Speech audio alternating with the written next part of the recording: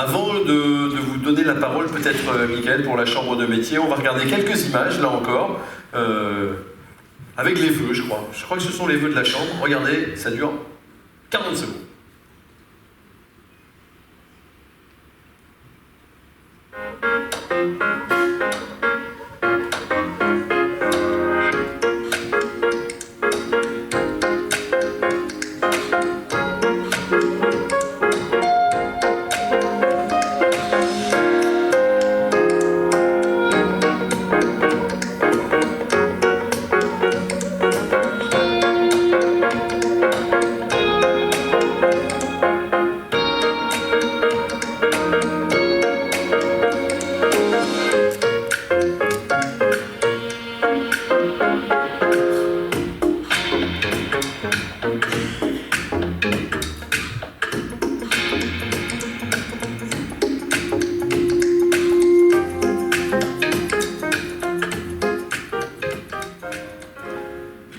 Voilà, donc Mickaël, dites-nous un mot de la chambre de métier et d'artisanat. Vous êtes Cessonnet, on l'a dit, vous êtes coiffeur, et vous êtes aussi membre de la chambre, vous êtes très impliqué dans le fonctionnement. Je suis le premier vice-président de la chambre des métiers Bretagne. La chambre des métiers, c'est la maison des artisans, des 88 000 artisans, comme on l'a vu dans le reportage, c'est pas rien.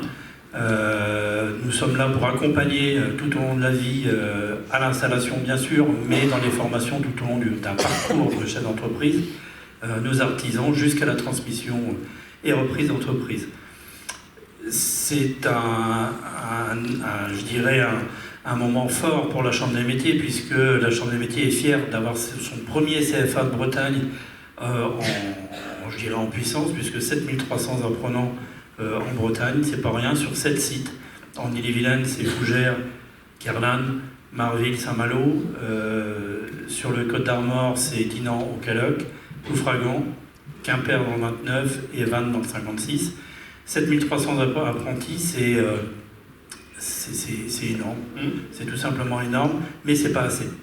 C'est pas assez, je te disais un chiffre tout à l'heure, 88 000 artisans, et là j'en profite pour le dire, dans un parterre de chefs d'entreprise, 88 000 artisans en Bretagne, 7 300 apprenants et seulement 5 300 entreprises qui acceptent d'avoir des apprenants dans l'entreprise. Donc là, on a, je pense, un effort à faire important pour essayer de développer l'apprentissage. J'entendais le maire tout à l'heure parler de l'emploi, et qui était effectivement un facteur de métier en tension.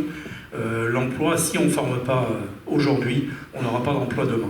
Et puis beaucoup d'apprentis, et puis certains, accompagnés par vous ou par d'autres, qui visent l'excellence et qui s'engagent, on l'a vu dans les images, dans différents concours, mais des concours qui sont des concours de très haut niveau. Alors ça c'est extraordinaire, et Léa pourra en parler tout à l'heure. Les MAF, meilleurs apprentis de France, et les WorldSkills. Les WorldSkills qu'on appelait avant les Olympiades des métiers. Ouais. Exactement, donc les WorldSkills. J'aimerais d'ailleurs juste citer, avant qu'on parle d'Eléa, parce qu'il y a Marie Langlais, apprentie coiffeuse au CFA de Quimper, qui d'ailleurs est dans un salon de coiffure à Saint-Gilles. Alors c'est pas Cesson, mais c'est Saint-Gilles. Et Ronan Le Tutour, apprenti en peinture automobile à Dinan, qui vont défendre les couleurs de la France. Donc ils font partie de l'équipe de France des WorldSkills, et ils vont aller au WorldSkills Monde, qui aura lieu à Lyon au mois de septembre. Voilà. Donc, bravo à eux, mais... c'est du très haut niveau. Et c'est une grande fierté pour les jeunes, leurs familles et les formateurs. Tout à fait, et le parallèle avec les Jeux Olympiques, quand Pascal m'en a parlé, je lui ai dit, mais si, tiens, il y a peut-être une idée. Pourquoi? Alors moi qui suis issu aussi du métier des concours, pour avoir fait le championnat de France fut un temps, c'est le dépassement de soi, c'est de l'entraînement. Alors on a des jeunes qui sont extraordinaires, parce qu'ils ont envie de faire plus que ce qu'ils font en entreprise. Donc ils passent des soirées entières, des nuits, des week-ends. Ils prennent du temps du financier, du temps incroyable tous les week-ends. Et c'est un entraînement, comme la course à pied, comme la natation. Et ils s'entraînent et ils bossent. Et bien justement, on va se tourner vers Eléa. Merci d'être avec nous, Eléa. Merci à vous. Meilleur apprenti de France en photographie. C'est ça. C'est ça? Oui. Mais même 2 fois. Oui, 2 fois. Mais là, il y a une fois qui compte pas. Non, il y a une fois qui compte pas parce que j'ai appris après qu'on pouvait pas se représenter quand on avait gagné. On m'avait dit l'inverse, mais du coup, l'erreur est humaine, donc tant pis. Mais non, vous avez gagné 2 fois. Mais vous êtes une bête de concours, Eléa, ou quoi? J'aime bien ça, c'est vrai que ça permet de se situer un peu notre niveau par rapport aux autres et puis d'apprendre toujours plus. Oui, mais c'est pareil, vous êtes sportive, vous aimez la compète, hein, quoi. Alors, je suis sportive, oui et non, mais après, finalement, c'est plus par rapport à mon art que j'essaye de briller au quotidien. Évidemment. L'épreuve, c'était quoi? Par exemple, l'épreuve en photographie, quand vous avez été récompensé? Au meilleur apprenti de France, il y a toujours 2 thèmes. La première année, c'était, si je me souviens bien, le sport, justement, et le pain.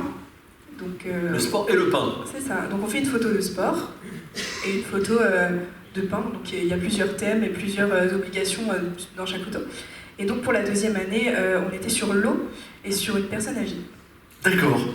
Et vous avez photographié quoi? La première ou la deuxième? Je sais pas, celle que vous avez... là où vous vous êtes senti le mieux, où vous avez vraiment aimé ce que vous avez fait. La photo qui a plu le plus, donc c'était la deuxième année, j'ai pris en photo ma grand-mère, donc on devait la prendre dans son environnement quotidien, et donc je l'ai prise en train de jouer du violon. Et cette photo a beaucoup marqué les jurys du MAF. D'accord. Est-ce que ça ouvre des portes d'être meilleur apprenti de France? Oui, bien sûr. Bien sûr, c'est une belle étiquette, surtout quand on veut ouvrir notre entreprise, surtout quand on veut se lancer, et c'est mon cas. Donc c'est gage de qualité. Parce que vous vous lancez, c'est ça, hein? Oui, c'est ça. Vous vous lancez ici, à Cesson? Oui, d'accord. À la Rigourdière. Vous êtes en cours d'installation, c'est déjà fait? Vous êtes déjà... J'ai rendez-vous demain avec les chambres de métier. D'accord. Et les banquiers? C'est nickel. Bon, les banquiers, ça va. Bon, qu'est-ce que vous proposez, Eléa? Parce que vous faites quoi? Du portrait de famille, des choses un peu particulières? C'est en effet ce que je propose pour les particuliers, mais avant tout, ce soir, je voudrais parler de ce que je propose pour les professionnels, donc 2 prestations. La première, je fais du packshot, donc c'est de la photo d'objets publicitaires. Et ensuite, j'aimerais proposer un projet qui s'appelle le projet entreprise. C'est un projet qui vise à valoriser l'artisanat. Donc une personne ayant des salariés peut faire appel à moi. Dans le cadre de ce projet, donc, je vais voir chaque salarié, ou seulement un seul, à 2 reprises. Premièrement en reportage, donc je viens sur son lieu de travail et je le prends en train de travailler. C'est des photos que l'entreprise peut tout à fait réutiliser. Et ensuite je vais voir une deuxième fois le salarié. Donc dans un cadre plus privé, ça peut être en studio ou en extérieur, avec la famille, les amis, les animaux, comme ils veulent. Et ensuite, on crée un petit album avec leurs 2 séances. D'accord, mais il faut que ça soit de l'artisanat. Si c'est des gens dans des bureaux, derrière des ordinateurs, ça vous intéresse pas? Ça peut m'intéresser, c'est vraiment comme l'employeur. Vous shootez, vous êtes contente. Mais tout peut être valorisé, même si on est derrière un bureau, c'est pas pour autant qu'on fait rien. Est-ce qu'il y a de l'avenir, Eléa, pour la photo, à l'heure où les smartphones sont de plus en plus perfectionnés et où, même quand on est nul comme moi, on arrive quelquefois à faire des photos dont on se dit tiens, elle est pas mal ma photo? En fait, la raison pour laquelle vous faites des photos pas mal, même si, comme vous le dites, vous êtes nul, c'est parce qu'en fait, c'est le smartphone, le photographe de nos jours. Donc, c'est le smartphone qui va tout choisir. Mais nous, en tant que photographe, en tant qu'artisan, c'est pas ça qu'on veut. Ce qu'on veut, c'est vraiment choisir la profondeur de champ, la vitesse d'obturation, la sensibilité. Et ça, on peut pas choisir avec le smartphone. C'est la raison pour laquelle on va utiliser un appareil photo. Et donc, on peut imprimer ces photos-là en grand, ce qui n'est pas du tout possible avec les smartphones. J'ai bien compris que vous disiez, en parlant de ce que vous faites, vous dites art, vous dites pas forcément métier tout le temps, vous dites art parfois. Hein. Oui, c'est l'art, oui. Avant d'être un métier, mais les 2 sont importants. Oui, vous êtes une artiste, voilà. Merci beaucoup, Eléa. Elle vient de s'installer à la Rigourdière, donc maintenant vous savez...